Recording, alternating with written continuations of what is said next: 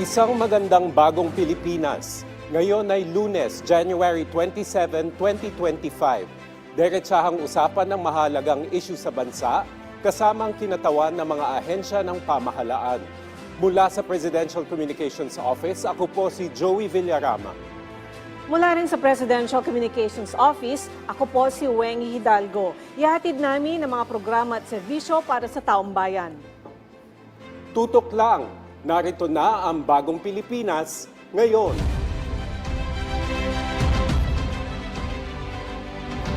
Layo ng Anti-Red Tape Authority o ARTA na mapabuti ang sistema at mapabilis ang transaksyon ng anumang serbisyo ng pamahalaan.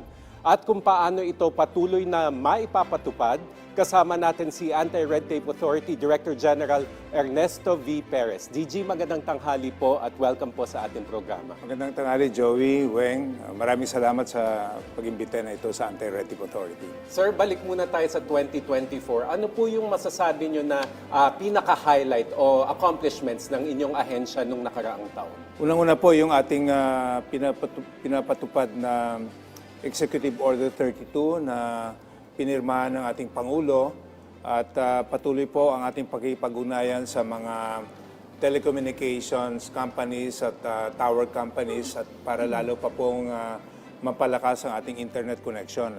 Alam po natin na ang direktiba ng ating mahal na Pangulo para malabanan ng maayos o maigting ang kampanya natin laban sa red tape ay paigtingin ang internet services or connections sa ating bansa. For all government processes to be streamlined and digitalized. Para maisapatuparan po natin ito, matupad natin ang direktiba ng ating Pangulo, una po nating tinutukan ang pag-improve ng ating internet connections para yung ating mga government agencies ay makapag-comply dito. Ang sunod po ay yung, at dahil po dito, dahil sa pagpapatupad ng Executive Order 32, dati po, sangayon sa pag-aaral ng nilabas ng Meralco at saka ng Globe Telecommunications, mga 255 to 300 days po para makapag-operate o makapag-energize ng tower. Dahil po sa pag-implement natin ng Executive Order 32, nabawasan po ito from 255 to 300 days to just about 59 days. Kung saan ang total permits na na-issue po ng 2024 as of May 2024 ay 9,062 permits compared po sa 6,117 permits na na-issue ng May 2022 or about almost 50% increase.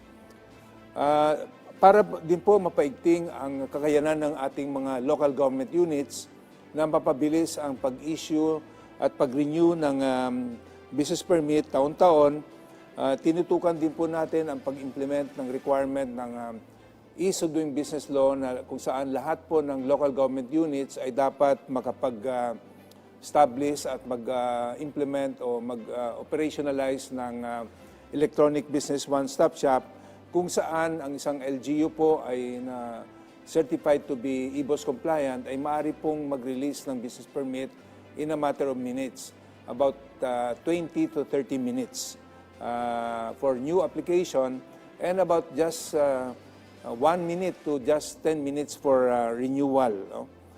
Atin din pong pinaigting ang kautusan ng Pangulo through the Presidential Communications Office na magkaroon ng town hall meetings kung saan nagkaroon po tayo ng 51 town hall meetings nationwide.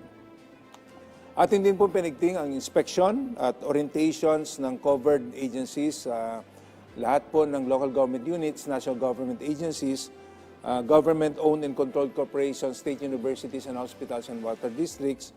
Nagkaroon po tayo ng 1,042 agencies inspected at 1,782 agencies oriented.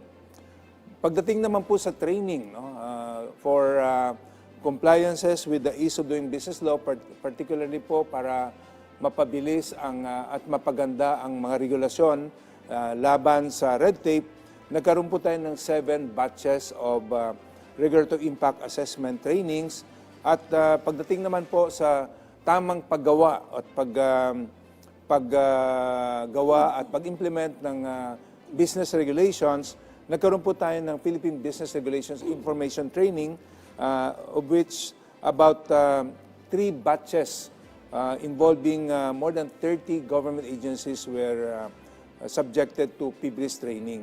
Para din po mapaigting ang compliances ng mga agencies sa ating po tinatawag na Citizens Charter, magkaroon din po tayo ng training on Artemis, kung saan yung Artemis po, ito yung Anti-Red Tape Electronic Management Information System na mag-capacitate sa mga government agencies para kanila pong upload yung kanilang Citizens Charter dito sa ating digital platform na ating na-develop at practically no cost to the government. Lumagda din po tayo ng mga Memorandum of Understanding with 26 ARTA champions. Ito po yung mga local and foreign chambers of commerce para matulungan po ang Anti-Red Tape Authority na lalo pang mapaigting ang ating kampanya laban sa red tape. On complaints handling naman po, ang ating pong complaint resolution dito ay almost 99%, of which 6,000 out of the 6,841 complaints that we received in 2024, 6,557 were resolved or at 96%. So ang closure rate po nito ay almost 96%. So paano nyo po ito ginawa? Tsaka what happened to the 1.79% na walang closure? Yung hindi po na-close, ito po ay, pag sinabi po natin kasing resolved, no? Ito po yung mga natanggap ng ating Public Assistance Division, either through call sa ating hotline na 12782 o kaya through the Citizen Complaint Center na 8888 o kaya dun sa email na complaints@arta.gov.ph. At that level po, na-resolve na nila. Meaning, pag ito po ay related sa red tape, atin po munang binabato ito sa Committee on Anti-Red Tape na ni-require natin na lahat ng ahensya ng gobyerno covered ng Ease of Doing Business Law ay dapat magkaroon at mag-operate ng tinatawag natin na Committee on Anti-Red Tape po. Kung saan mabilis po ang resolution dito. Kaya na almost 99% ang resolution rate ito. Yung mga 1% po na nakalusot, meaning nag-ripen po ito na elevate into a formal complaint, ini-refer po natin to sa ating investigation and enforcement and litigation office kung saan meron pong proper proceeding, ni-require natin mag-file ng counter affidavit at either dinidismiss natin o kaya pinapile natin sa Office of the Ombudsman or Civil Service Commission, depende po sa nature ng complaint. Kanina, sir, may follow-up question. Sige, follow-up question. May tungkol din sa 8888 kasi di ba ang mandate doon, dapat within 72 hours mabigyan na ng response yung complainant. So kung sinabi niyo po, marami siyang kailangan pagdaanan, kaya po ba yung 72 hours kung halimbawa si complainant nagmamadali na makakuha ng sagot? Ang requirement po na dapat mag-respond ang government agency within 3 days, ibig po sasagutin lang. Hindi po to ibig sabihin ay ma-resolve kaagad yung complaint. Kasi dati, bago po nagkaroon ng Memorandum of Agreement between the Citizens Complaint Center at the Anti-Red Tape Authority, dati po pag binabato ng Citizens Complaint Center sa isang ahensya at requiring it to respond within 3 working days, pag hindi po nakapag-respond ang government agency, parang wala na pong action dito, wala nang appropriate investigation. Ito po, ibabato nila sa Anti-Red Tape Authority at kapag ang isang ahensya o local government unit ay hindi sumagot within the 3-day period, iimbestigahan po ng ARTA. So, napag-uusapan natin, sir, yung protocol for complaints. Kanina may nabanggit kayo ng electronic management system. Meron bang electronic system specifically for complaints at paano po gumagana ito? Sa ngayon po, tayo po ay tumatanggap ng complaint through email no? At complaints@arta.gov.ph. Pero last December 2024, nilaunch po natin yung Electronic Complaints Management System or ECMS using artificial intelligence. Meron po tayong tinatawag na beta testing na ginawa noong December. Ang beta testing po para i-test no? Yung parang trial and error, applicability ng system.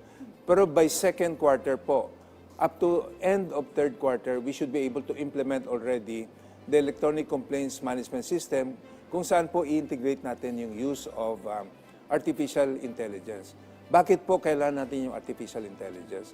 Dahil napatunayan na po ng mga bansa na gumagamit nito, at tayo po sa ating complaints, we will be able to receive complaints 24/7. Maaari po nating ma-monitor properly yung status ng complaints, and that can only be made possible through the use of artificial intelligence. Sir, ito po ba yung, anong tawag doon, chatbot? Ganun? Yes, similar to that, because hindi lang po siya chat, no, kundi meron pong voice capability, meron pong sasagot mismo na parang tao, in English or in Filipino. Kahit po Tagalog, matatranslate po ito in English at sasagutin either in Tagalog or in English. Ang ating pong timeline dito ay by end of third quarter, ma-fully implement na natin po ito. Pero yung sagot po ba doon, yun yung parang... Frequently Oo. asked Yes. question. Frequently asked questions kung saan meron po tayong nilabas na manual guidelines on frequently asked questions. Kaya po yung ating, bago natin ma-fully develop yung artificial intelligence, mayroon pong pakikipagtulungan yung ating IT, Internet units, ARTA, at yung ating legal department. Meron din po tayong ugnayan sa ating mga chambers of commerce, no? Para in-encourage po natin sila na tumanggap ng reklamo sa kanilang membro using the Ease of Doing Business portal na gagawin din po natin may develop at may implement within the year. So sir, para sa inyo, ano po yung projects ng ARTA yung pinaka-effective para po mapabilis yung anti-red tape po? Mapabilis yung sagutin nyo sa reklamo, tapos pinaka-effective sa lahat? Pinaka-effective po yung ating napabilis yung ating internet connection na streamline po nating proseso. So ating po talagang may pagmamalaki yung implementation ng Executive Order 32 na pinirma nating Pangulo. Pangalawa po yung ating implementation ng requirement ng batas for all local government units to set up and operationalize an electronic business one-stop shop. Kung saan ang batas po mismo nagbibigay ng deadline within 3 years from the effectivity of the law, meaning nag-expire na po yung deadline nito noong June 17, 2021. Pero bago po ito mag-expire, naglabas po tayo ng Joint Memorandum Circular. Kasama po natin dito yung ating partner agencies, ang DILG, DICT, tsaka ARTA. Nagbigay po tayo ng guidelines para madali maintindihan, madali ma-implement ng ating local government units. As of December 31, 2024, 113 local government units were validated or commended to have been compliant with the Ease of Doing Business law. In Metro Manila alone, in the National Capital Region, atin po yung January lang na lahat po ng cities except for the municipality of Pateros ay atin na pong na-validate na nakapag-set up and operationalize an electronic business one-stop shop. Nationwide po this year, ang ating target ay magkaroon pa ng additional 104 local government units. Kasi po, gusto ko po mag-apila sa ating mga local government units. Ito po ay a very classic and simple example that once a government agency or a local government unit is able to use the digital platform, napatunayan po natin dito, yung mga LGUs dito, ang kanilang common experience ay tumaas yung kanilang number of business registration and revenue collection. Ano po ang simple na explanation dito? Kapag alam ng ating taong bayan na madali nila ma-rehistro ang kanilang negosyo, even small businessmen, voluntaryo po i-rehistro nila yung kanilang negosyo. At dahil alam nila na yung LGU ay gumagamit ng digital platform, madali din po sila mahuli kapag hindi po sila nagdeklara ng tamang revenue. Kaya voluntarily, they will register their business and pay the right amount of revenues due the local government units. Ano sa tingin niyo yung dahilan, sir, kung bakit yung ibang LGU po ay hindi pa po nagmamigrate o nagko-comply sa ganito? Kadalasan po na ginagawa nilang dahilan ay yung poor internet connection. No? Pero meron po tayong sagot dyan. Meron po isang 4th at isang 6th class municipality. We call Ginsiliban in Camiguin at San Roque in Northern Samar. Hindi po dahilan yung poor internet connection dahil nagkaroon po sila ng compliance dito sa Electronic Business One-Stop Shop. Ibig sabihin po, pag ang mayor ay may political will, no, kayang-kaya po niya i-implement ito. Utusan niya yung Business Permit and Licensing Office, utusan niya yung mga barangay na mag-integrate into the system, makikipag-unayan siya sa Bureau of Fire Protection para magkaroon ng Memorandum of Agreement. Kasi meron po tayong requirements sa Electronic Business One-Stop Shop that dapat end-to-end.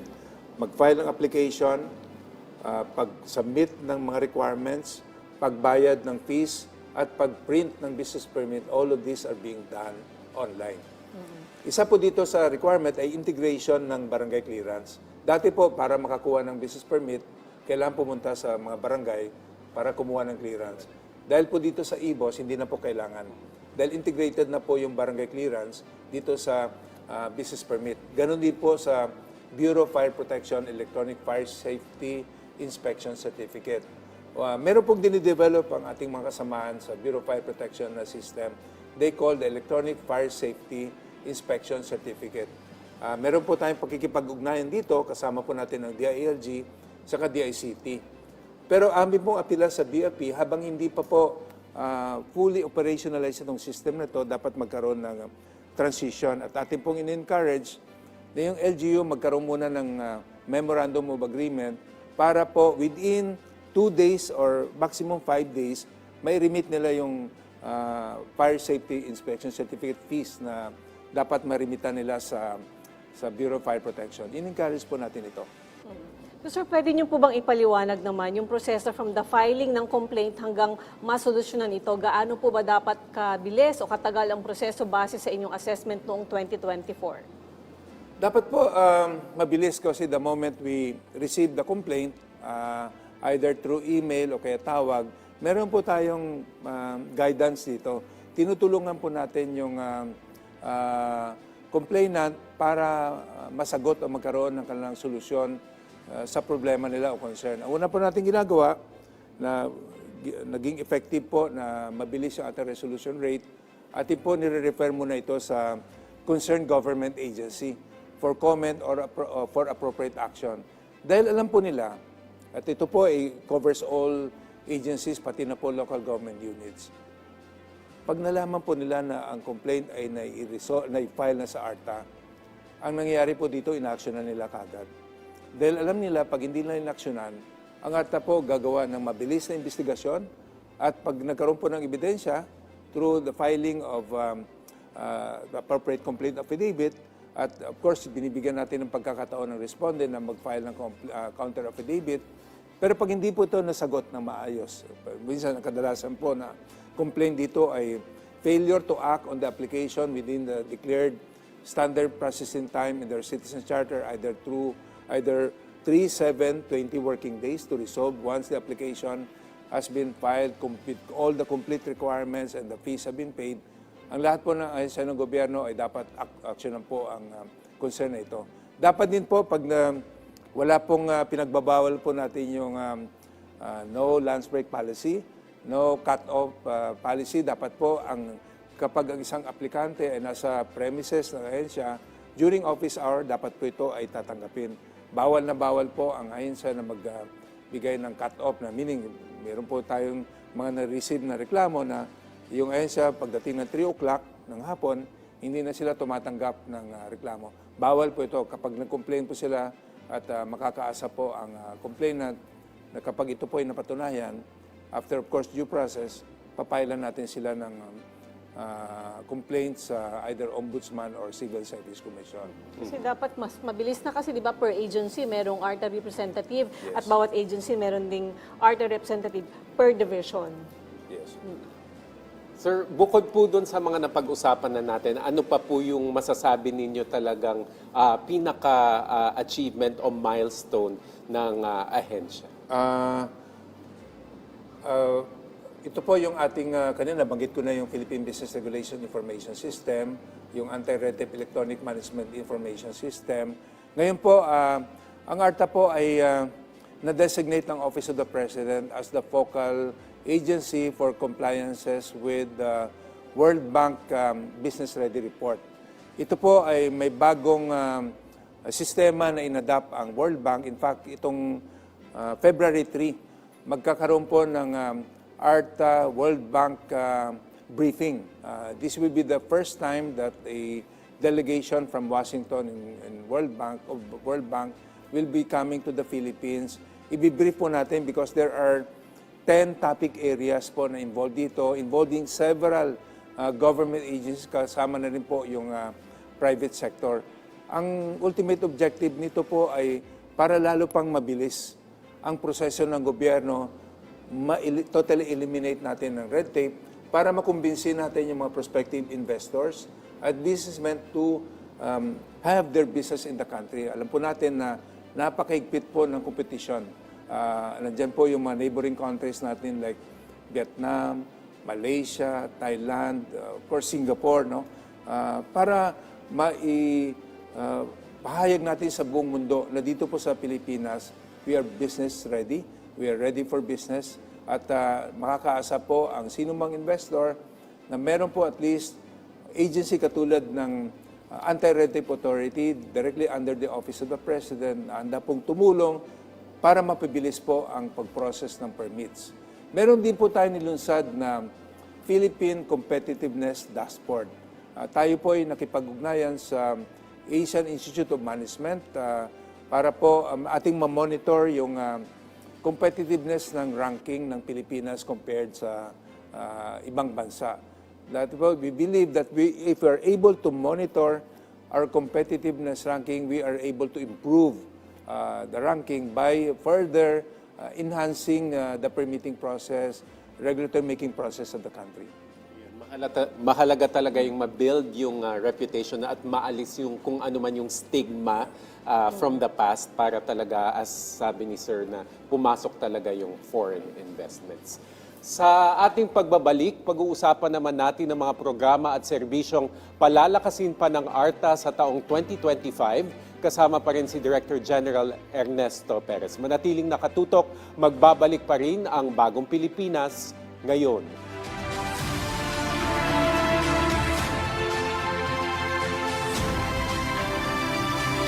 Mabuhay!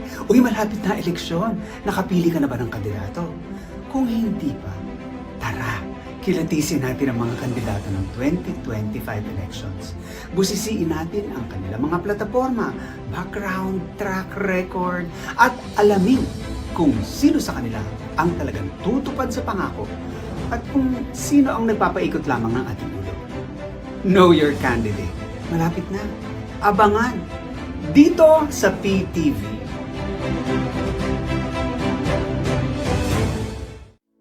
Pagkakataon nyo ng maglingkod para sa bayan. Inaanyayahan namin ang lahat ng mga individual na may talento at dedikasyon na mag-apply sa aming mga bukas na posisyon. Para sa aming provincial networks sa PTV Legazpi, PTV Ilocos Norte at PTV Cotabato, Administrative and Sales Assistant. Ipadala ang iyong resume sa hireme@ptni.gov.ph.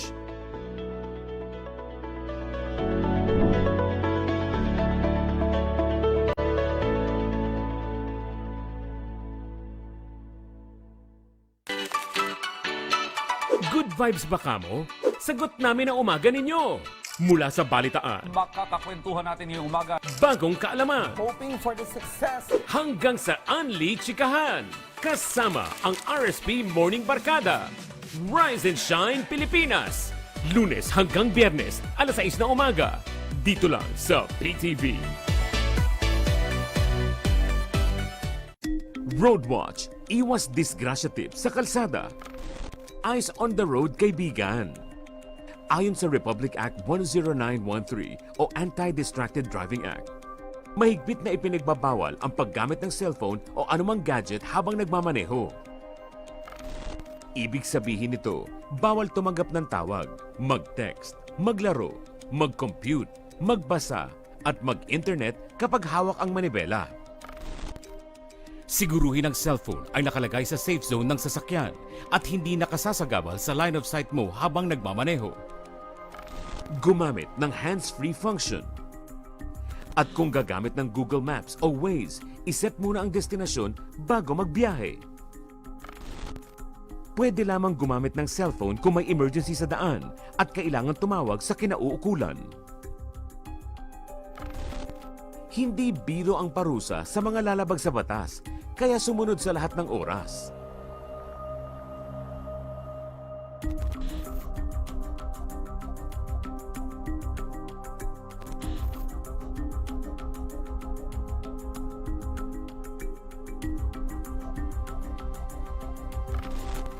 Kapag buhay ang nakataya, dapat listo sa kalsada.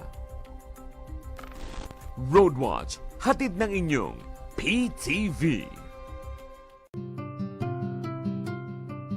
In a world and time when so much is changing, there is still so much of our culture that has to be documented and kept alive. Who are the bearers of these precious living cultures? How do they pass on a knowledge transmitted through the ages? What they represent has survived colonization, conflict, marginalization, and yet they persist. Sila ang sisidlan, the living vessels that store dayaw, our knowledge, our pride. Dayaw, a celebration of Filipino culture and heritage with Senator Loren Ligarda. Only on your People's Television. Disaster Watch. Alamin ang mga dapat ilagay sa go bag bilang paghahanda sa anumang sakuna. Maglagay ng tubig na maiinom at mga pagkaing hindi madaling masira. Maglaan ng espasyo para sa first aid kit at survival kit para sa mga hindi inaasahang pangyayari.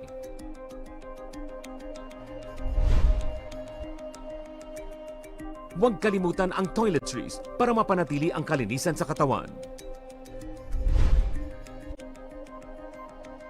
Samahan din ang mga damit at beddings na magtatagal ng ilang araw. At para ligtas at may alam, magdala ng personal protective equipment at mga teknikal na gamit. Sa panahon ng kalamidad, dapat laging listo.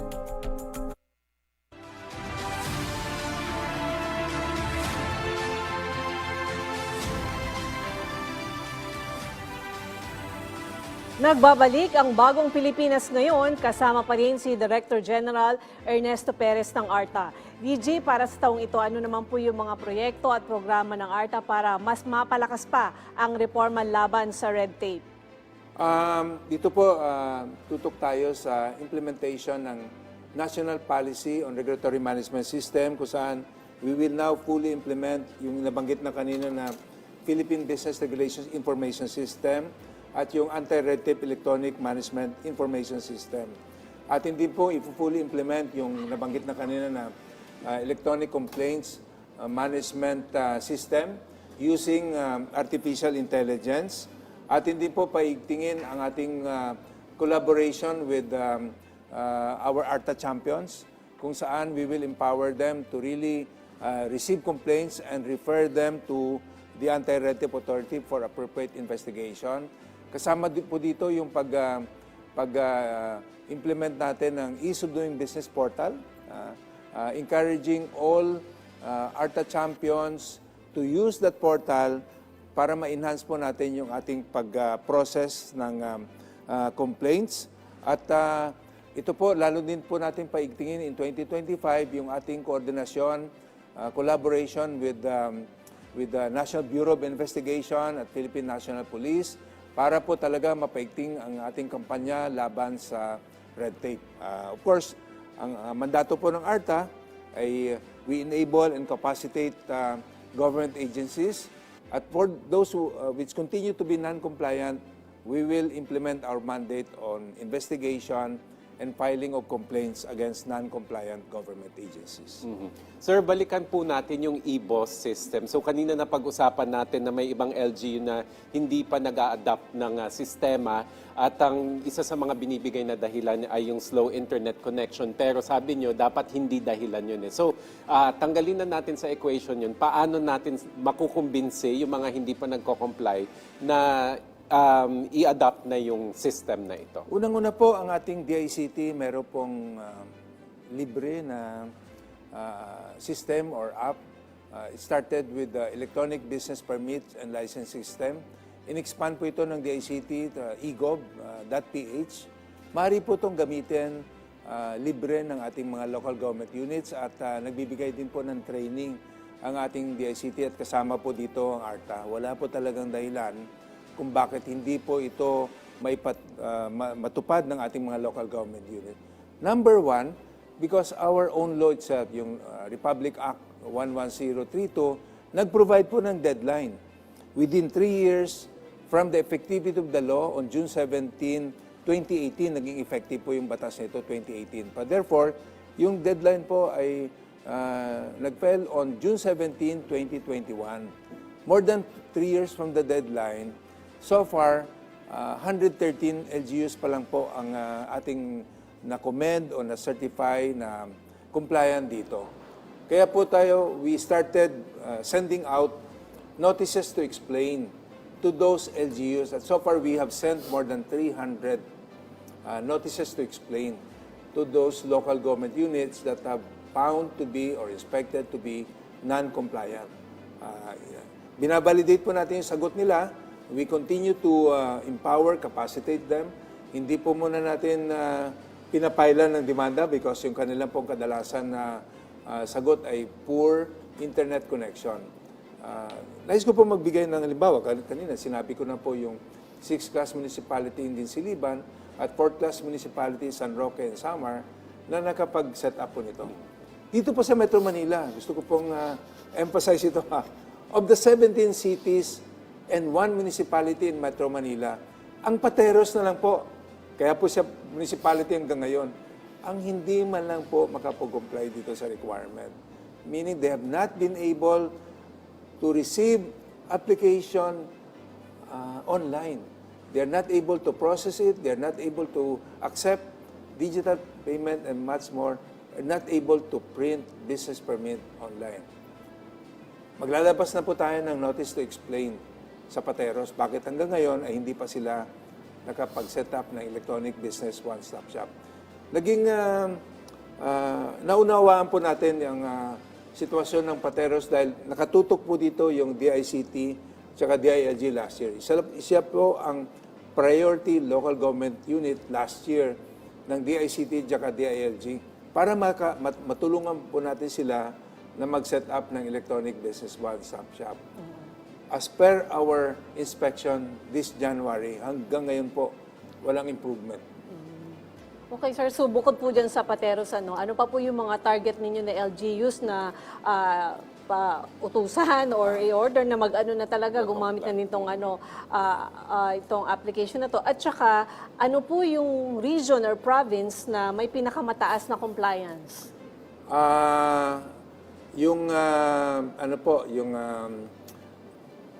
Sa Camiguin, province of Camiguin,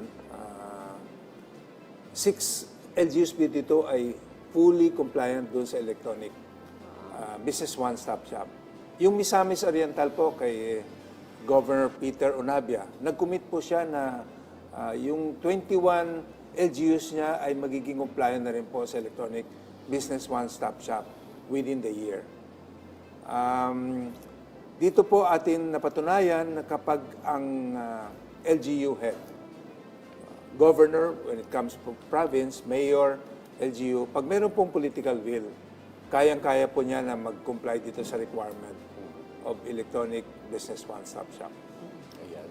So, sir, nabanggit natin kanina yung electronic complaints management system para sa complaints yun. Pero this year, 2025, meron pa po ba tayong panibagong ilulunsad na mga platform or app para po mas mapadali ang pag-lodge ng mga complaint o di kaya yung nabanggit natin kanina pa, yung ease of doing business? Yung kasama po sa pag-launch until last year ng Electronic Complaints Management System, this year po we will also launch the Ease of Doing Business portal.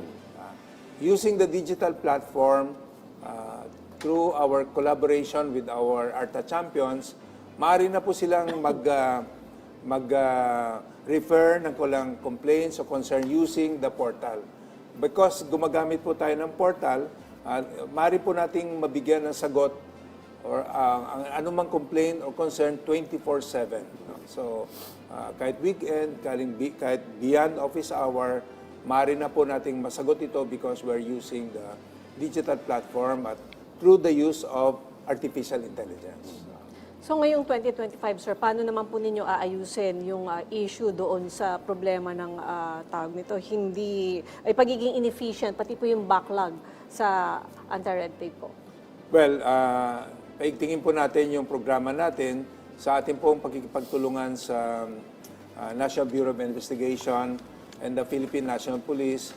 Paigtingin po natin yung kumpanya laban sa red tape, laban sa fixer, at ito po ay makakaasa po ang ating taong bayan na mas mabilis na po ang ating aksyon dahil sa tulong po ng ating partner agencies, NBI and Philippine National Police, malulutas po natin yung problema tungkol sa fixer kasi bawal na bawal po ang fixer sa gobyerno. Matutulungan na rin natin mahuli yung ating mga lumalabag sa batas against red tape po at ating pong tayo po nag-apila sa ating mga kababayan na kapag po kayo ay biktima ng red tape, huwag po kayong mag-alinlangan o mag-atubili na ihain ang inyong demanda, ihain ang inyong reklamo using our digital platform. Sa ngayon po, dahil hindi pa operationalize yung ating electronic Ease of Doing Business portal, maaari po kayong mag-file ng inyong complaint or concerns using yung ating pong complaints yung mag-file po sila ng demanda sa ating electronic complaints management system using the digital platform. Maaari po silang mag-file ng kanilang complaint using online yung complaints at arta.gov.ph. Sir, nabanggit niyo yung fixer. Ano po ba yung mga ahensyang meron pa ring fixer? May alam Top ako 3. dyan. May alam ako dyan. Marami po niyan sa LTO, no? Pero in fairness naman sa LTO, malaking improvement, no? Na wala na kaming, itong last quarter this year, wala na kaming natatanggap na reklamo tungkol fixer. Dahil na-improve na rin ng LTO yung kanilang, sila na mismo po may kampanya against fixer. So bawal pong fixer. Marami po tayong natatanggap na reklamo sa SSS. Pero dahil siguro sa lawak ng universe nila, sa lawak ng mga customer nila, kaya maraming complaint. No? Pero in fairness, mabilis na rin po ang action nila doon. Sa Land Transport Registration Authority, Register of Deeds, meron po tayong natatanggap na reklamo dyan. In fact, we have already filed complaint against them. But nakita po natin yung marked improvement. No? Kahit na po maraming natanggap na reklamo, na-address din po naman kagad ito. Kaya dahil mabilis ang kanilang aksyon, ang ating pong experience dito ay mataas yung ating complaints resolution. Sa NBI. Meron pang mga fixer doon sa labas ng NBI actually, dyan sa UN Avenue. Wala po tayong natanggap na Wala naman complaint nagkakita. official doon sa against fixers sa NBI. Sir, this year, ano po sa tingin niyo yung pinaka-main o magiging main challenge o hamon sa pagpapatupad o pagtupad ng inyong mandate? Siguro ating patuloy na pagpatupad ng mandate about streamlining and digitalization of government process. Kailangan po talaga matutukan natin yung mapabilis pa lalo yung ating internet connection across the country. Lalo na po yung mga liblib na lugar, no? I-cover po natin yan at patuloy po yung ating pagkikipag-ugnayan sa 4 big telecommunications company, meaning with Globe, Smart, Converge at Dito. Sa mga tower companies, tinutulungan po natin sila na lalo pang mapabilis ang kanilang pag-set up and operationalize yung kanilang tower companies, towers, para mapabilis po yung internet connection. So sir, paano naman po ninyo nakikita yung papel ng ARTA sa mga darating na taon, lalo na sa patuloy na pag-unlad ng ating digital governance? Paigtingin po natin yung ating collaboration, public-private partnership through the use of our digital platform. We can enhance our collaboration with our ARTA champions, meaning our chambers of commerce, local Philippine Chamber of Commerce and Industry, with foreign chambers of commerce. At ito po, umpisan natin. This coming February 6, magkakaroon po tayo ng Ease of Doing Business Economic Briefing, Economic Outlook Briefing. Nag-imbita po tayo ng experts both from the public and the private sector. Nag-imbita po tayo ng Undersecretary sa ating National Economic Development Authority. And from the private sector, we have invited an expert, Dr. Villegas, from the University of Asia and the Pacific, this coming February 6. Ito po ay lalo pang mapaalam natin sa ating mga kababayan. Ang ARTA po ay patuloy ang pagkipag-ugnayan, hindi lamang kasama natin yung mga partner agencies, kundi kasama po natin yung ating mga private stakeholders. At dahil ang ARTA po ay under the Office of the President, we follow the directive of the President for all government processes and services to be streamlined and digitalized. At para po, lalo po mapabilis ang ating pagtanggap ng reklamo, tatawag po sila sa ating hotline 12782 at 8882 o kaya mag-email sa complaints@arta.gov.ph. At maasahan po natin through the use of the artificial intelligence, implement po natin yung complaints management system kung saan 24/7 maaari na po silang makakaasa na po sila na yung kanilang reklamo ay maaksyonan, magkakaroon ng tamang sagot 24/7. Hindi dahil mabigyan immediately ng solution, kundi para po marinig yung kanilang hinaing, ang kanilang reklamo. Okay, sir, maraming salamat po sa mga impormasyong ibinahagi ninyo sa amin at sa ating mga manonood, Director General Perez.